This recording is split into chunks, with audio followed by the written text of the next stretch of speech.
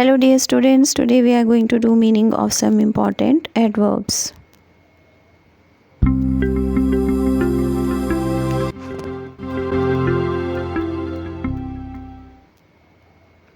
देखिए सबसे पहले एडवर्ब है repeatedly.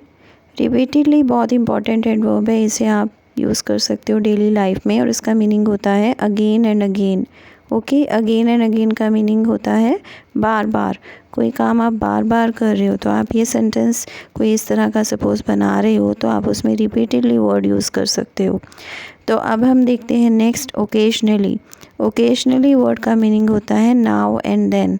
Now and then means sometimes, कोई काम आप कभी कभी करते हो, ठीक है। ओकेजनली का मीनिंग ये होता है कि आपने उसे डेली नहीं कर रहे हो, जैसे always you are not doing it. Always कभी आप डेली नहीं कर रहे हो, बट आप कभी कभी उसे करते हो, sometimes. Okay, according to the occasion, या जब आपका दिल कर रहा है तब आप कर रहे हो। ओके, तो ओकेजनली आप उसे करते हो, इसका मीनिंग है sometimes. So I hope this is clear to you. तो अब हम देखते हैं नंबर 3। थर्ड एडवर्ब है फ्रीक्वेंटली। फ्रीक्वेंटली एडवर्ब का मीनिंग होता है according to a set schedule. जब आप कोई स्केड्यूल जो है वो फॉलो कर रहे हो, उसे आप ओवर एंड ओवर भी बोल सकते हो। ओके, इसको हम ऐसे भी समझ सकते हैं कि many times at short intervals. Intervals means gaps, ठीक है। आप बहुत बार उस काम को करते हो और उसके बीच में शॉर्ट इंटरवल्स, कुछ छोटे छोटे गैप्स भी आते हैं, ठीक है। तो इसका मीनिंग ये है फ्रीक्वेंटली मीन्स कि आपने एक सेट फ्रीक्वेंसी बनाई हुई है, एक सेट स्केड्यूल जो है, फिक्स स्केड्यूल आप फॉलो कर रहे हो और बहुत बार उस काम को करते हो और उसके बीच में छोटे छोटे इंटरवल्स यानी कि गैप्स आते हैं। तो अब हम देखते हैं एक और, ये जो है of and on. It's a combination of 3 words, of, OFF and on, of and on. तो इसका मीनिंग क्या होता है? इसका मीनिंग होता है नॉट रेगुलरली। ओके, आप उसे कभी कर रहे हो उस काम को और कभी आप उसे नहीं कर रहे हो, ठीक है।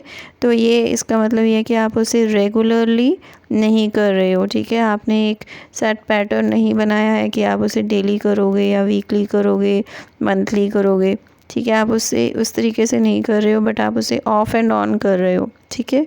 So I hope this is clear. तो अब हम देखते हैं नेक्स्ट डिसाइडेडली। डिसाइडेडली का मीनिंग होता है सर्टनली, कि आपने कुछ डिसाइड कर लिया कि आपने वो करना ही करना है, ठीक है। इसे हम हिंदी में ऐसे भी समझ सकते हैं निश्चित रूप से। वैसे इंग्लिश में इसका एक और वर्ड है सर्टनली। सर्टनली मीन्स श्योरली, आपने पूरा निश्चय किया हुआ है कि वो काम आपने करना ही करना है, डिसाइड किया हुआ है, ठीक है। तो उसके लिए एक वर्ड एडवर्ब जो है वो है decidedly. So I hope this is also clear to you. तो अब हम देखते हैं लास्ट एडवर्ब थॉरोली। थॉरोली का मीनिंग होता है कम्प्लीटली, पूरी तरह से।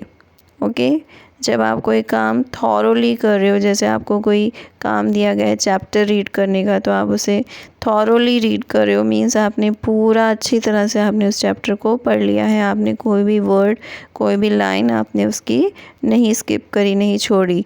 ओके, तो आप उसे कहते हो thoroughly, completely. Okay, so I hope this is also clear to you.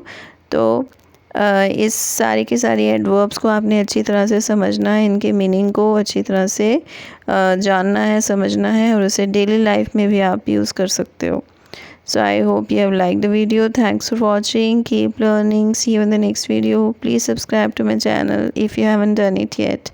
Thank you.